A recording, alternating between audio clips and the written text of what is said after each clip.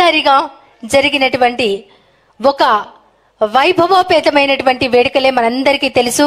ప్రపంచ తెలుగు మహాసభలు 1975 ఏప్రిల్ 12 ఉగాది నాడు మొదలై వారం రోజుల పాటు అమ్మ భాషకు జరిగిన నిలువెత్తు అక్షరాభిషేకం నా భూతో నా భవిష్యత్ అన్నట్టుగా వారు సారథ్యంలో చేయడం జరిగింది. రానున్న తరాల వారు అంతే వైభవంగా ముందుకు సాగుతారు అని గ్రహించినటువంటి గొప్ప మహానుభావులు మండలి వెంకటకృష్ణారావు గారు. తెలుగు భాష సాంస్కృతిక వారసత్వం ముందుకి తీసుకుని వెడుతూ అది నాడు ఆయన ప్రారంభించినటువంటి ఆ వైభవం ఇప్పటికీ 1000 ముఖాలతో ఎంతో వైభవంగా నర్తిస్తూ ముందుకు సాగిపోతూ ఉంది. ఆ విశ్వరూపాన్ని ఆస్వాదించి ఆశాంతం ఆలకించి తిలకించి పులికించిన వారికి నాటి ఘట్టం గుర్తొస్తే ఇప్పటికీ శరీరం రోమాంచితమవుతుంది. గౌరవనీయులు పూజ్యులు శ్రీ విశ్వయోగి విశ్వంజీ గారు, గౌరవనీయులు పెద్దలు పద్మశ్రీ గరికపాటి నరసింహారావు గారు, గౌరవనీయులు మండలి బుద్ధప్రసాద్ గారు, గౌరవనీయులు సహచర మంత్రివర్గ సభ్యులు కొల్లు రవీంద్ర గారు, స్థానిక శాసనసభ్యులు సభాధ్యక్షులు బొండా ఉమామహేశ్వరరావు గారు, గౌరవనీయులు పెద్దలు పద్మశ్రీ అన్నవరపు రామస్వామి గారు, గౌరవనీయురాలు పద్మశ్రీ శ్రీమతి దండమూడి సుమతి రామ్మోహన్ రావు గారు, పద్మశ్రీ ఎడ్లపల్లి వెంకటేశ్వరరావు గారు, గౌరవ శాసనసభ్యులు యార్లగడ్డ వెంకట్రావు గారు, శ్రీరామ్ తాతయ్య గారు, వీర్రాజు గారు, ఉదయభాను గారు, వేదవ్యాస గారు, బుద్ధప్రసాద్ గారి కుటుంబ సభ్యులు, ఈ మంచి కార్యక్రమానికి ఇచ్చేసినటువంటి సోదరి సోదరులందరికీ పేరు పేరున మనస్ఫూర్తిగా నమస్కారాలు, అభినందనలు, శుభాభినందనలు. ఈరోజు మనం అందరం కూడా ఒక స్ఫూర్తిదాయకమైన కార్యక్రమానికి సమావేశమయ్యాం. ఇప్పుడే మిత్రులందరూ మాట్లాడారు. దివిసీమ గాంధీగా పేరున్నటువంటి మండలి వెంకటకృష్ణారావు గారి యొక్క శత జయంతి ఉత్సవాల్లో మనమందరం భాగస్వాములు కావడం మన అదృష్టం అని చెప్పి కూడా నేను మీ అందరికీ విజ్ఞప్తి చేస్తున్నా. పవిత్రత, సేవాభావం ఇలాంటివన్నీ కూడా కాపాడుకోవాలంటే ఇప్పుడే పద్మశ్రీ గరికపాటి నరసింహారావు గారు మాట్లాడారు. వారు ఎప్పుడూ మాట్లాడినా అనేక విషయాల్లో ప్రజల్లో ఒక సేవాభావాన్ని, నీతి నిజాయితీని పెంచే విధంగా జీవితం అంటే ఏంటో వారు చెప్తూ ఉంటారు. అలాంటి వ్యక్తి కూడా ఈరోజు ఏం చెప్పారో మనం విన్నాం. ఇంకొక పక్క శ్రీ విశ్వయోగి విశ్వంజీ గారు ఐకమత్యాన్ని గురించి, వారికి మండలి వెంకటకృష్ణారావు గారితో ఉండే సంబంధాల గురించి వారు చెప్పడం జరిగింది. ఇవన్నీ ఒక ఎత్తు అయితే నా దగ్గరికి బుద్ధప్రసాద్ గారు వచ్చారు. మొన్నటి వరకు తెలుగుదేశం పార్టీలో ఉన్నాం, అందరం కలిసి ఉన్నాం. ఇప్పుడు కూడా నేను ఎప్పుడు కూడా వాళ్ళ తండ్రిని చూశాను. వెంకటకృష్ణారావు గారితో కలిసి ఎమ్మెల్యేగా ఉండే అవకాశం నాకు వచ్చింది 78-83లో. అదే మరికి అంత మునుపు దివ్యసీమలో ఆయన పడిన తపన, ఆయన చేసిన సేవ ఒక్క భారతదేశం కాదు, ప్రపంచం మొత్తం చర్చించుకునే పరిస్థితి వచ్చింది. అలాంటి ఉన్నతమైన వ్యక్తి, ఒక మంచి ఆశయాల కోసం పనిచేసిన వ్యక్తి యొక్క శత జయంతి అన్నప్పుడు నేను ఒకటే అన్నాను, తప్పకుండా వస్తానని బుద్ధప్రసాద్ గారికి చెప్పాను. ఈరోజు ఇక్కడికి వచ్చినప్పుడు, ఎందుకంటే ఈరోజు మనం విలువలు చూస్తున్నాం. ఒకసారి నాకే ఆశ్చర్యం వేస్తుంది. ఒకప్పుడు పెద్ద పెద్ద నాయకులు చూసాం, విలువలతో కూడిన రాజకీయాలు చూసాం, సేవాభావంతో పనిచేసిన నాయకత్వాన్ని చూసాం. ఈరోజు మనం చూస్తూ ఉంటే పూర్తిగా విలువలు పడిపోయి ప్రతి ఒక్కరికి ఏదో ఒక విధంగా అడ్డదారులు డబ్బులు సంపాదిస్తే చాలన్న ఆలోచన కూడా వచ్చేసాయి. అలాంటి సమయంలో మనందరం ఒకసారి చూస్తే మండలి వెంకటకృష్ణారావు గారు గాంధీజీ ఆశయాల్ని తూచా తప్పకుండా పాటించి నిజమైన గాంధీజీగా, ఆయనకు వారసులుగా ఈ రాష్ట్రంలో, ఈ దేశంలో సేవలు అందించిన వ్యక్తి. అలాంటి వ్యక్తికి మనం అందరం కూడా నివాళులర్పించడం మన బాధ్యతను కూడా మీ అందరికీ తెలియజేస్తున్నా. ఈ గడ్డ కృష్ణా జిల్లా సాహితీ, సాంస్కృతిక, రాజకీయ, సినీ రంగాలకు వేదిక. ఈ కృష్ణా తీరం ఎంతో మహానుభావులని అందించిన గడ్డ ఇది. భోగరాజు పట్టాభి సీతారామయ్య గారు, గొట్టిపాటి బ్రహ్మయ్య గారు, చండ్ర రాజేశ్వరరావు గారు, కేఎల్ రావు గారు, మండలి వెంకటకృష్ణారావు గారు ఇటీవల ఈ రాష్ట్రంలోనే కాదు ప్రపంచానికే తెలుగు జాతిని గుర్తు తెచ్చినటువంటి, గౌరవాన్ని తీసుకొచ్చినటువంటి ఎన్టీ రామారావు గారు కూడా పుట్టిన గడ్డ ఈ కృష్ణా జిల్లా. ఇంకొక పక్కన మీరు ఒకసారి చూస్తే కృష్ణా పత్రిక వ్యవస్థాపకులు ముట్లూరు కృష్ణారావు గారు, ఆంధ్రపత్రిక కాశీనాథుని నాగేశ్వరరావు గారు, పత్రికా ప్రముఖులు నార్ల వెంకటేశ్వరరావు గారు, నిన్నటి వరకు ఈనాడు రామోజీరావు గారు, ఇలాంటి వాళ్ళందరూ కూడా ఇక్కడ పుట్టిన వ్యక్తులే. ఇంకో పక్క జ్ఞానపీఠ అవార్డు గ్రహీత విశ్వనాథ్ సత్యనారాయణ గారు ఇక్కడే పుట్టారు. బ్రిటిష్ కాలంలో ఇండియా క్రికెట్ టీం కెప్టెన్గా ఆడిన సికే నాయుడు కూడా ఇక్కడ పుట్టిన వ్యక్తే. ఇంకొక పక్క సంఘ సంస్కర్త త్రిపురనేని రామస్వామి గారు, జాతీయ జెండా రూపశిల్పి పింగళ వెంకయ్య గారు, అయ్యదేవర కాళేశ్వరరావు గారు, గోరా లాంటి మహనీయులు పుట్టిన గడ్డ ఈ గడ్డ. సినిమాల్లో కూడా మనం చూస్తే అటు అక్కినేని నాగేశ్వరరావు గారు కానీ, ఘంటసాల కానీ, ఇలాంటి ఎంతోమంది పుట్టిన గడ్డ. అలాంటి వాళ్ళందరినీ తలుచుకుంటే మనకు ఒక స్ఫూర్తి వస్తుంది. అయితే ఈరోజు కార్యక్రమంలో మనందరం గుర్తుపెట్టుకోవాల్సింది, చరిత్ర ఉన్నంత వరకు చిరస్థాయిగా ఈ ప్రాంతవాసుల గుండెల్లో నిలిచే వ్యక్తి, గుర్తుండే వ్యక్తి మండలి కృష్ణారావు గారు అని చెప్పి కూడా మీకు తెలియజేస్తున్నా.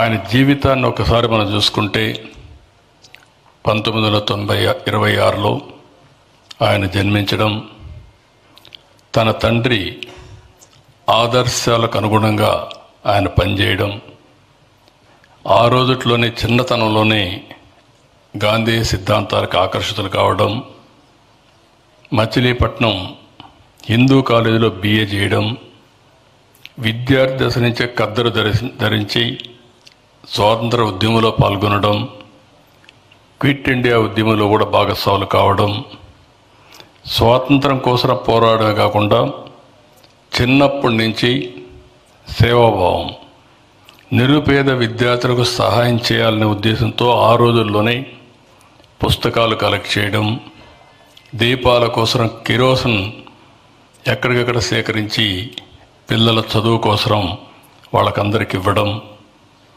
ఆ తర్వాత రాజకీయాల్లోకి వచ్చి యువ నాయకుడిగా పేదల సేవలో తరించారు.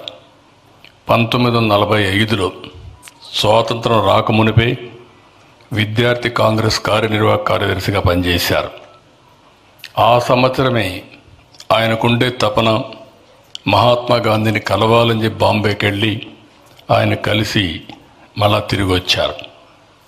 48-52 మధ్య కృష్ణా జిల్లా యువజన నాయకుడిగా పనిచేశారు. 52లో రాయలసీమలో కరువు వస్తే విరాళాలు సేకరించిన వ్యక్తి మండలి వెంకట కృష్ణారావు గారు అని చెప్పి మీకు తెలియజేస్తున్నా. ఏ జిల్లాలో ఉంటే ఆ జిల్లాకే పరిమితమయ్యే రోజుల్లో కాదు, ఇది నా బాధ్యత, సమాజానికి ఎక్కడ ఇబ్బంది వచ్చినా ఆ ఇబ్బంది తనదిగా భావించి పనిచేసిన వ్యక్తి. ఇంకొక పక్కన మీరు చూస్తే సముద్రం ఒడ్డునున్న భూమిని సాగులోకి తేవాలని అనేక విధాలుగా ప్రయత్నం చేశాడు. దీంట్లో భాగంగా 15,000 ఎకరాల్లో సాగులోకి తెచ్చి పేదలకు పంచాడు. దివి, కైకలూరు తాలూకాల్లో 50,000 ఎకరాలు బంజర భూమిని పేదలకు పట్టాలు ఇప్పించినటువంటి వ్యక్తి మండలి వెంకట కృష్ణారావు గారు అని చెప్పి మీకు తెలియజేస్తున్నా. 1957లో మొట్టమొదటిసారిగా లోకసభ సభ్యుడయ్యాడు. నెహ్రూ, మొరార్జీ దేశాయ్, లాల్ బహదూర్ శాస్త్రి ఇలాంటి దేశంలో అతి ముఖ్యమైన నాయకత్వంతో కలిసి పనిచేశారు. 1970లో అవనిగడ్డ పంచాయతీ సమితి అధ్యక్షులకు ఏకగ్రీవంగా కావడం, 72లో ఎమ్మెల్యే కావడం, పివి నరసింహరావు గారి మంత్రివర్గంలో సాంఘిక సంక్షేమ సహకార శాఖల మంత్రిగా పనిచేయడం, జలగం వెంగళరావు గారి మంత్రివర్గంలో విద్యా సంస్కృతి శాఖ మంత్రిగా పనిచేయడం, అదే సమయంలో ఆయన విద్యాశాఖ మంత్రిగా పనిచేసినప్పుడు అనేక సంస్కరణలకు నాంది పలికిన వ్యక్తి మండలి వెంకట కృష్ణారావు గారు అని చెప్పి కూడా నేను మీకు తెలియజేస్తున్నా. ఈరోజు గుంటూరులో నాగార్జున యూనివర్సిటీ, వరంగల్లో కాకతీయ యూనివర్సిటీ ఈ రెండు రావడానికి కృషి చేశాడు. నిజాం కాలేజ్ గ్రౌండ్స్లో 1974లో వారం రోజుల పాటు అఖిల భారత తెలుగు సాంస్కృతికోత్సవాలు నిర్వహించి అధికార భాషా సంఘం నెలకొల్పేందుకు కారకులయ్యారు. ఈరోజు అధికార భాషా సంఘం ఉందంటే అది వారు ఆ రోజు చూపించిన చొరవేనని చెప్పి నేను మీకు తెలియజేస్తున్నా. మనకందరికి గుర్తుండేది, అందరికీ స్ఫూర్తినిచ్చేది 1977 నవంబర్ 19 దివ్యసీమ ఉప్పెన. చాలా ఉప్పెనలు వచ్చాయి కానీ అంత ఉప్పెన ఎప్పుడూ రాలేదు. సముద్రమే విరుచుకుపడింది. 12,000 మంది చనిపోయారు, ఒకరిద్దరు కాదు. నేను కూడా 2-3 సైక్లోన్లు చూశాను ముఖ్యమంత్రిగా. ఒకటి 96లో సూపర్ సైక్లోన్ చూశాను. ఆ రోజు మీరు చూస్తే ఈస్ట్ గోదావరి, వెస్ట్ గోదావరి అతలాకుతలం అయిపోయింది. కొన్ని ఫిషర్మెన్ విలేజెస్ 100 మంది చనిపోయారు. ఇక్కడ 12,000 మంది చనిపోయారు. ఆ రోజుట్లో ఒక 3,000 మంది చనిపోయారు. అది చూస్తే చాలా బాధ కలిగింది. అది నేను పనిచేయడానికే ఒక ముఖ్యమంత్రిగా నాకు చాలా కష్టం కూడా అయింది. ఎందుకంటే ఒక పక్క మనుషులు చనిపోయినప్పుడు చాలా భయంకరమైన వాతావరణం ఉంటుంది. తాగేదానికి నీళ్లుండవు, తినడానికి తిండి ఉండదు, కమ్యూనికేషన్ కట్ అయిపోతుంది. ఇప్పుడైనా ఫోన్లైనా కొన్ని రోజుల్లో వస్తాయి కానీ అప్పట్లో ఫోన్లు కూడా ఉండేటివి కాదు. ఇలాంటి అనేకమైన ఇబ్బందులు ఉంటాయి. నేనైతే ఒకసారి చనిపోయిన వాళ్ళు కానీ ఇమ్మీడియట్గా అంత్యక్రియలు చేయకపోతే ఆ శవాలన్నీ ఇదయ్యి అంటువ్యాధులు వస్తాయి, చాలా భయంకరంగా ఉంటుందనే ఉద్దేశంతో ఒక స్కీమే అనౌన్స్ చేశాను. మీరు ఎవరన్నా చనిపోయి ఉంటే మీరు అంత్యక్రియలు చేసేయండి, ఫోటో తీయండి, మీరు ఇస్తే ఆ కుటుంబానికి వాళ్ళని ఇచ్చి ఈ ప్రభుత్వం ఆదుకుంటుందని ప్రజా పిలుపునే ఇచ్చి ఆ రోజు ముందుకు పోయాం. రెండో తుఫాన్ నేను చూశాను, చాలా తుఫాన్లు చూశాను కానీ రెండోసారి మళ్ళీ హరికేన్ తుఫాన్ చూశాను. విశాఖపట్నం మొత్తం అతలాకుతలం అయిపోయింది. నేను ఆ రోజు అక్కడికి పోయే కొందికి ఒక భయంకరమైన పరిస్థితి. కమ్యూనికేషన్ లేదు. 10 రోజులు అక్కడే ఉన్నాను. మళ్ళీ నార్మల్సీ వచ్చిన తర్వాతనే అక్కడి నుంచి నేను తిరిగి వచ్చాను. అలాంటి సందర్భాలు నేను చూశాను. ఇలాంటి సందర్భంలో మీరు ఒక్కసారి ఆలోచిస్తే ఆ రోజుల్లో 12,000 మంది, లక్షల మంది నిరాశ్రులైపోయారు. దేశ చరిత్రలో నాకు తెలిసినంతవరకు దివ్యసీమ ఉప్పెన అతి పెద్ద ఒక క్రైసిస్. అలాంటి సమయంలో రాత్రింబగళ్ళు ఒక ఎమ్మెల్యేగా ఆయన చూపించిన చొరవ, ఆయన చేసిన సేవలు జీవితంలో ఎప్పుడూ ఎవ్వరూ మరిచిపోలేరు. ఆ విధంగా ఆయన సేవ చేయగలిగాడు. ఒక పిలిపిచ్చాడు ప్రపంచానికి.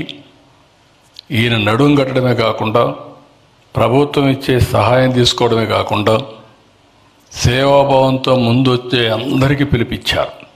పిలిపించి ముందుకెళ్ళి నడిచి ఆ రోజు మీరు చూసి వేలాది శవాలతో నా ప్రాంతాన్ని శవ దహన కార్యక్రమాలు కూడా నిర్వహించి కడానా ప్రాంతాన్ని కాపాడిన వ్యక్తి మండలి వెంకట కృష్ణారావు గారు అని చెప్పి నేను మీకు తెలియజేస్తున్నా. అప్పుడే ఎన్నో సంస్థలు, విదేశ సంస్థలు కూడా వచ్చాయి, వ్యక్తులు వచ్చారు, అందరూ కలిసి పనిచేశారు.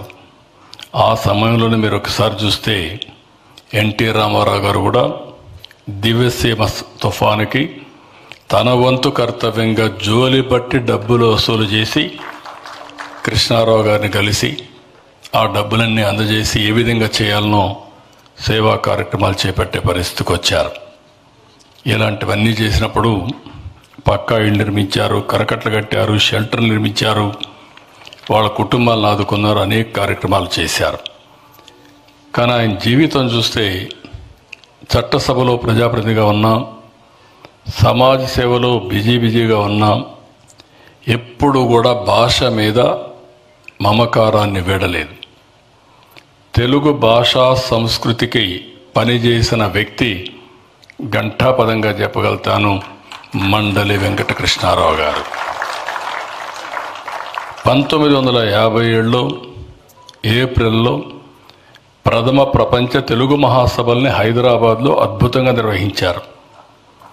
ప్రపంచ తెలుగు సంఘాల ప్రతినిధులు ఒక వేదిక తెచ్చారు. సభను జయప్రదం చేశారు. ప్రథమ ద్వితీయ ప్రపంచ తెలుగు మహాసభలు నిర్వహించారు. అంతర్జాతీయ తెలుగు సంస్థ, విదేశాంధ్ర సేవా సంస్థల్ని స్థాపించారు. 78లో జరిగిన అసెంబ్లీ ఎన్నికల్లో మళ్ళీ పోటీ చేశారు, గెలిచారు. ఆ సమయంలో నేను కూడా ఫస్ట్ టైం ఎమ్మెల్యేగా అయ్యాను. 82లో కోట్ల విజయభాస్కర్ రెడ్డి గారి మంత్రివర్గంలో సమాచార మంత్రిగా వారున్నారు. నేను టెక్నికల్ ఎడ్యుకేషన్ మినిస్టర్గా ఉన్నా. ఆ 5 సంవత్సరాలు వారితో కలిసి పనిచేయడం నా అదృష్టంగా నేను భావిస్తున్నానని చెప్పి కూడా నేను మీకు తెలియజేస్తున్నా. ఆయన ఎప్పుడూ మాట్లాడిన ఒక ప్రజాసేవ, అభివృద్ధి, సంస్కరణలు, ఈ విషయాలు ఎక్కువగా మాట్లాడేవాళ్ళు. అలాంటి ఆయన చూస్తేనే ఒక గౌరవం. మనిషిని చూస్తే ఒకసారి ఆ రోజుట్లోనే చాలామంది నాయకులు ఒక విధంగా చెప్పాలంటే ఆ తర్వాత నాయకత్వం అంతా కూడా మారుతూ వచ్చింది. కానీ అప్పటికైతే పుచ్చలపల్లి సుందరయ్య గారు కానీ, గౌత లచ్చన్న కానీ, మండలి వెంకట కృష్ణారావు గారు కానీ, ఇలాంటి చండ్ర రాగేశ్వరరావు గారు కానీ, ఇలాంటి చాలామంది విశిష్టమైన వ్యక్తులు ఆ సభలో ఉన్న విషయం కూడా మీ అందరికీ గుర్తు చేస్తున్నాను.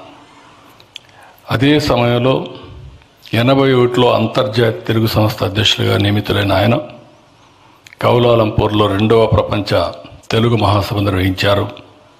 83లో మళ్ళీ ఎమ్మెల్యే అయ్యారు. నలుగురికి ఆదర్శంగా నిలిచేలా తన పొలాన్ని కూడా ఇప్పుడే బుద్ధప్రసాద్ గారు చెప్పారు. ఏదైతే స్వాతంత్ర సమరయోధుల కింద ఒక 5 ఎకరాల భూమి ఇస్తే ఆ 5 ఎకరాలను కూడా పేదలకు పంచిన వ్యక్తి మండలి వెంకట కృష్ణారావు గారు. డబ్బుల కోసం ఆశపడలేదు, ప్రభుత్వం సహకారం చేయాలని కోరుకోలేదు. కానీ అనునిత్యం ఆయన ప్రజలకు ఏమి ఇవ్వగలుగుతాడో ఆలోచించాడు తప్ప ఇంకోటి కాదని చెప్పి కూడా నేను మీకు తెలియజేస్తున్నా.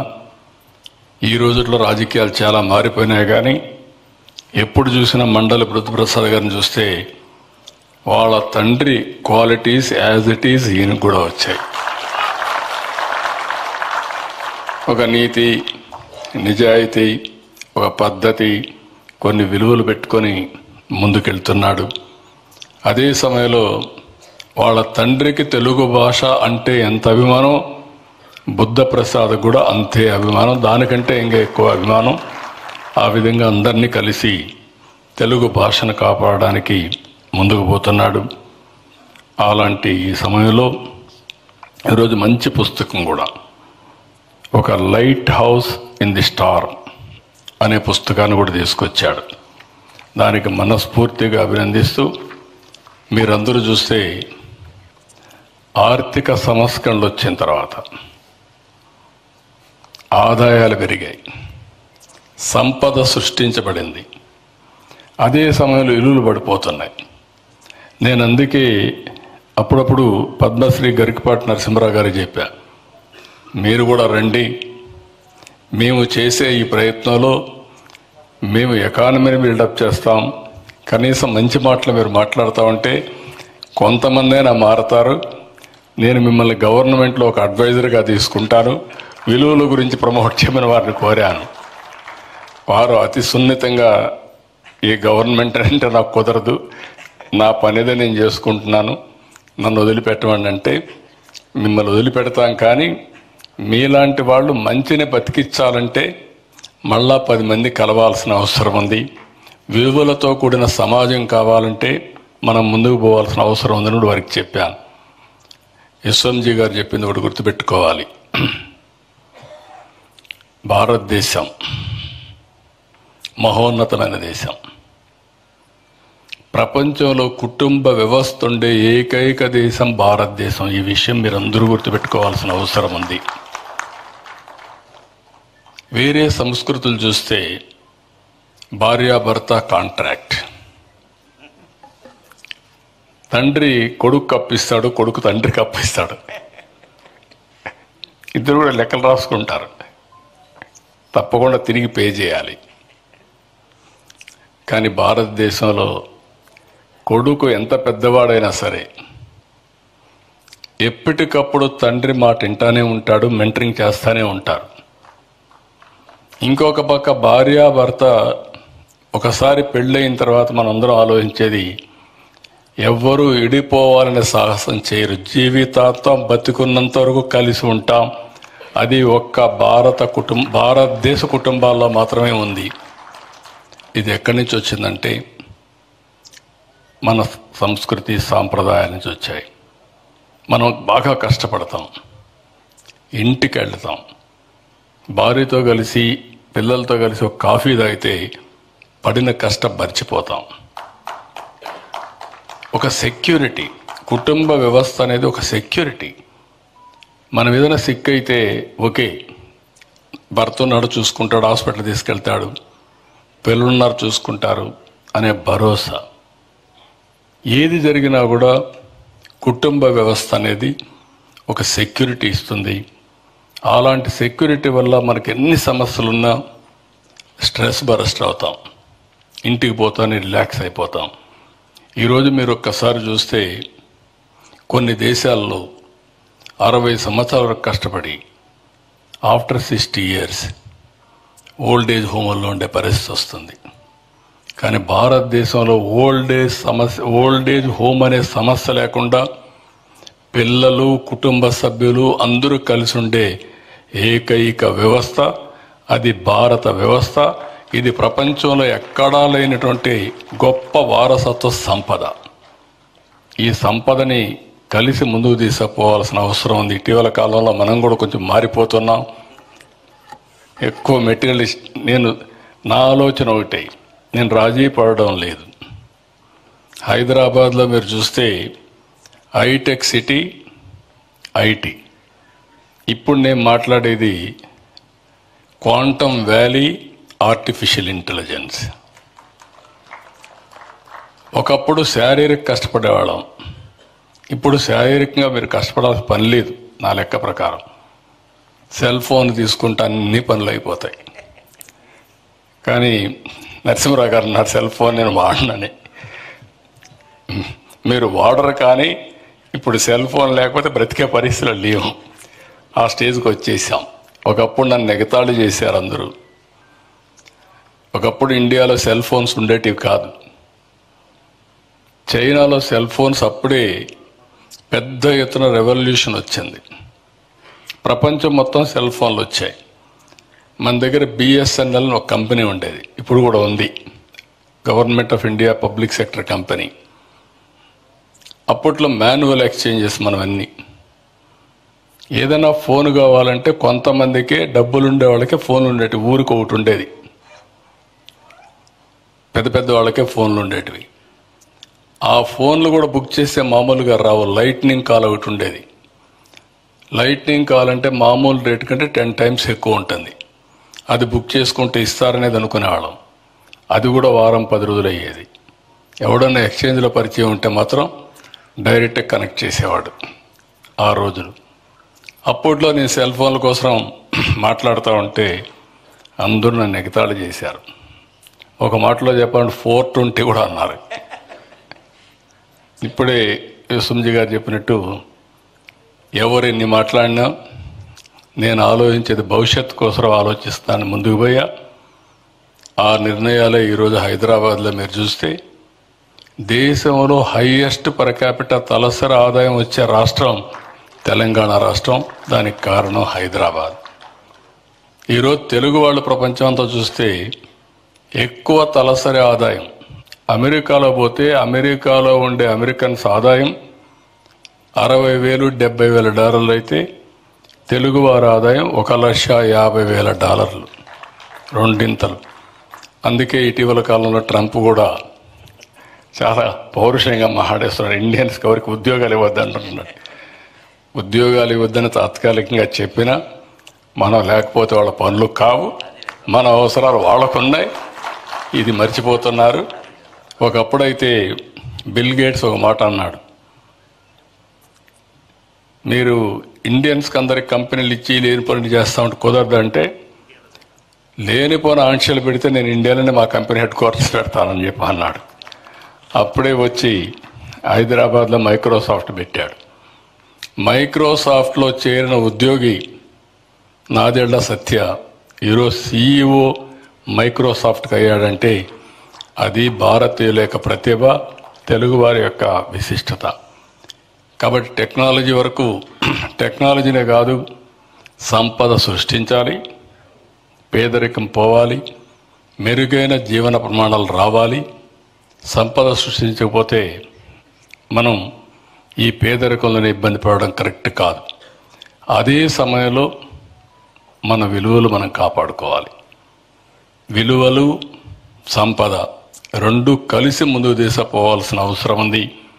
అది లేకపోతే మనకు, లేకపోతే ఇంకొక విధంగా చెప్పాలంటే ఈరోజు కొంతమంది నాయకులు చేసే విషయాలు చూస్తే, ఆ రోజు స్వాతంత్రం కోసం పోరాడిన గాంధీజీ కానీ ఆయన స్ఫూర్తిని అందుకుని చిన్న వయసులోనే గాంధేయవాదిగా మారినటువంటి మండలి వెంకటకృష్ణారావు గారు కానీ మనం న్యాయం చేసిన వాళ్ళం కాము. ఎన్నో త్యాగాలు చేశారు, ఎంతోమంది ప్రాణాలు అర్పించారు, ఎంతోమంది జీవితాల్లో పెళ్ళిళ్ళు చేసుకోకుండా ఈ దేశంలో స్వాతంత్రం రావాలి, స్వతంత్ర భారతదేశంలో మేము బతకాలి, అందరికీ అన్ని అవకాశాలు రావాలని పోరాడారు. అలాంటి వారికి నిజమైన నివాళులు అర్పించాలంటే పేదరికం పూర్తిగా నిర్మూలిస్తూనే విలువలతో కూడిన సమాజం కోసం మనం ముందుకు పోయినప్పుడే అలాంటి నాయకులు మనం గౌరవించినట్టు అవుతుంది. అందుకే ఈరోజు నాకు అనిపించింది, మండలి వెంకటకృష్ణారావు గారి పేరుతో శాశ్వతంగా జ్ఞాపకం ఉండాలంటే అధికార భాషగా తెలుగుదేశాన్ని ఆ రోజు అనౌన్స్ చేసిన వ్యక్తి, అధికార భాష సంఘానికి మండలి వెంకటకృష్ణారావు గారి పేరు పెట్టి మండలి వెంకటకృష్ణారావు అధికార భాషా సంఘాన్ని ఎస్టాబ్లిష్ చేస్తాం. అది ఆయనకి ఎప్పుడు ప్రజలందరికీ గుర్తుంటుంది. ఎవరు పెట్టారు, ఈ భాష కోసం ఎవరు పనిచేశారు, అవన్నీ గుర్తుంటుంది. ఇంకా కూడా ఇలాంటి నాయకుల పేర్లు మనం గుర్తుపెట్టుకునే విధంగా, వారి స్ఫూర్తిని ఎప్పటికప్పుడు నెమరు వేసుకునే విధంగా కార్యక్రమాలు చేపడతామని చెప్పి తెలియజేసుకుంటూ, మరొక్కసారి చాలా మంచి సమయం, పాత రోజుల్ని మళ్ళా ఒకసారి గుర్తించుకుంటూ విలువల గురించి మాట్లాడే అవకాశం వస్తూ ఉంది. లేకపోతే ఈరోజు జరుగుతూ ఉంటే మీరందరూ అసెంబ్లీలో చూస్తూ ఉంటారు, ఆ బూతులు అవన్నీ కూడా మొన్నటి వరకు. ఇప్పుడైతే బూతులు కూడా లేవు, కానీ అన్ని విధాల ప్రయత్నం చేస్తున్నా. నేనైతే ఎవ్వరు ఎన్ని విధాల రెచ్చగొట్టినా నా జీవితంలో అసర్టుగా మాట్లాడతాను, కానీ లైన్ తప్పి ఎప్పుడు నేను పోను. నేను చేసేది వ్యక్తిగత రాజకీయం కాదు, సమాజ హితం కోసం చేసే రాజకీయం ఇది. దాన్ని అదేవిధంగా ముందుకు తీసుకు హుందాతనాన్ని కాపాడవలసిన అవసరం ఉంది. కాపాడతామని మీ అందరికీ తెలియజేసుకుంటూ, దానికి మండలి వెంకటకృష్ణారావు గారు ఒక స్ఫూర్తి అని మరొక్కసారి తెలియజేసుకుంటూ, ఆయన ఎక్కడున్నా ఆయన ఆత్మకు శాంతి కలగాలని భగవంతుని మనస్ఫూర్తిగా ప్రార్థిస్తూ, ఆ కుటుంబ సభ్యులందరినీ పేరు పేరున అభినందిస్తూ, మీకు ఒక గొప్ప వారసత్వం, ఆ వారసత్వాన్ని ముందుకు తీసుకుపోమని వారికి పూర్తిగా మేము సహకరిస్తామని చెప్పి మరొక్కసారి హామీ ఇస్తూ అందరికీ నమస్కారాలు. జై హింద్. ఈరోజు ఈ కార్యక్రమానికి ఇచ్చేసి ఎంతో స్ఫూర్తివంతమైన సందేశాన్ని అందించిన మాన్య ముఖ్యమంత్రి వర్యులు శ్రీ నారా చంద్రబాబు నాయుడు గారికి, అలాగే విశ్వయోగ విశ్వంజయ్ గారికి, అలాగే గరికపాటి నరసింహరావు గారికి, అలాగే సభకు అధ్యక్షత వహించిన బొండా ఉమామేశ్వరరావు గారికి, మంత్రివర్యులు రవీంద్ర గారికి, అలాగే ప్రభుత్వ విప్పు వెంకట్రావు గారికి, తాతయ్య గారు శాసనసభ్యులకి, ఇంకా వేదిక మీద ఆశీలైన పెద్దలందరికీ కూడా నేను హృదయపూర్వకంగా కృతజ్ఞతలు తెలియజేసుకుంటూ, వేదిక ముందు ఆశలు మీ అందరికి కూడా నేను శిరస్సు నుంచి నమస్కరిస్తూ, ఈ పెద్దల ఉపన్యాసాలు విన్న తర్వాత నాకు మాట్లాడతాను కూడా ఏ మాటలు రావట్లేదు. అయితే ఏంటంటే ఈ రోజున నా బాధ్యత పెంచారు తెలియకుండానని చెప్పి నేను భావిస్తూ, తప్పనిసరిగా నా రాబోయే రాజకీయ జీవితం మా నాన్నగారు ఏ విధంగా అయితే నడిపారో అదే రీతిలో పనిచేయటానికి నేను సతతా ప్రయత్నం చేస్తానని చెప్పి మాత్రం మనవి చేస్తూ, చంద్రబాబు నాయుడు గారి గురించి ఎంత చెప్పినా తక్కువ. నాకు చాలా విచిత్రమైన విషయాలు ఉంటాయి వారితో, మిగతా వారితో వేరు. కానీ ఎందుకంటే నేను ఆయనతో దాదాపు పెద్ద పోరాటం చేశా కృష్ణా జిల్లా నుంచి. ఆయనలో గొప్పతనం ఏంటంటే ఆయన ఒకప్పుడు సంపూర్ణ అక్షరాస్యత కార్యక్రమాలని చెప్పి ఇచ్చారు. ఆ సంపూర్ణ అక్షరాస్యత కార్యక్రమంలో అవనిగడ్డ నియోజకవర్గంలో కొన్ని మండలాలను నేను పూర్తిగా సంపూర్ణ అక్షరాస్యత కార్యక్రమంగా ప్రకటన చేశాం ఆ రోజున వారి యొక్క స్ఫూర్తితో. అసెంబ్లీలో ఆయన ఒక మాట అన్నాడు, బుద్ధప్రసాద్ మీరు ఆదర్శంగా తీసుకోండి అని చెప్పని. అంటే తెలుగుదేశం ప్రభుత్వం కానీ ప్రతిపక్షంలో నన్ను ఆయన ఆ రకంగా ప్రశంసించడం అంటే అది చిన్న విషయం కాదు, ఎందుకంటే చాలా ఇబ్బందికర పరిస్థితులు ఉంటాయి. అలాగే పులిగడ్డ పెనుమడి వంతెన కానివ్వండి, కృష్ణా డెల్టా పరిరక్షణ కానివ్వండి, ఇవన్నీ కూడా వారు వాటి మీద అంటే ప్రజల గురించి పోరాడడం తప్ప వేరే కాదు. ఎప్పుడు నేను వ్యక్తిగతంగా వారిని ఇచ్చేయలేదు. కానీ ఒకటి మాత్రం గుర్తు చేస్తాను, నేను అనుకున్న పరిస్థితుల్లో రాష్ట్ర విభజన తర్వాత కాంగ్రెస్ నుంచి నేను బయటకు వచ్చిన తర్వాత వారే ఈ సేవలు అట్లా ఉండకూడదు చేస్తా అని చెప్పినప్పుడు నేను ఒక మాట 2 విషయాలు నేను వారిని అడిగా. ఒకటి, సార్ నేను కృష్ణా డెల్టా పరిరక్షణ ఉద్యమాన్ని నడిపిన వాడిని, రెండో తెలుగు భాషా ఉద్యమాన్ని నడిపిన వాడిని, ఈ 2 మాత్రం మీరు చేస్తే చాలని నాకేం అక్కర్లేదన్న. అంటే ఆయన ఒక మాట అన్నాడు, అది మా కర్తవ్యం, తెలుగుదేశం పార్టీ కర్తవ్యం కూడా అని చెప్పి. ఇవాళ కృష్ణా డెల్టా గురించి నేను మాట్లాడే పరిస్థితి లేకుండా ఆయన చేశాడు. ఎందుకు చేశా అంటే పట్టి సేవ నిర్మాణం చేసి కృష్ణా డెల్టాను బతికించిన వ్యక్తి చంద్రబాబు నాయుడు గారు. అది ఈ ప్రాంత ప్రజలు ఎవరు కూడా ఎప్పుడు కూడా మర్చిపోకూడదు. ఇవాళ కృష్ణా డెల్టా ఇవాళ సుభిక్షంగా ఉందంటే ఎన్ని అనావృష్టి పరిస్థితులు వచ్చినా కూడా ఇవాళ మళ్ళా పండించుకుంటున్నాం మనం అంటే దాని కారకుడు చంద్రబాబు గారు. అది మాత్రం మీ అందరూ కూడా గుర్తుపెట్టుకోవాలని చెప్పి మాత్రం మనం చేస్తే ఈ సమస్య వచ్చిన మీ అందరికి కూడా నేను హృదయపూర్వకంగా నేను ధన్యవాదాలు తెలియజేసుకుంటూ ఈ సభ ఇంతటితో ముగిస్తాం. దీని తర్వాత ఇంకా కార్యక్రమం ఉంది, ఆ కార్యక్రమం కూడా మీరు అందరూ ఆశలు చూడాలని చెప్పి కోరుతున్నాను. ఇక్కడ చాలామంది కవి పండితులు కార్యక్రమం నిర్వహిస్తారు, అది అద్భుతంగా ఉంటుంది, అది చేసి చూసి వెళ్ళాలని చెప్పి మాత్రం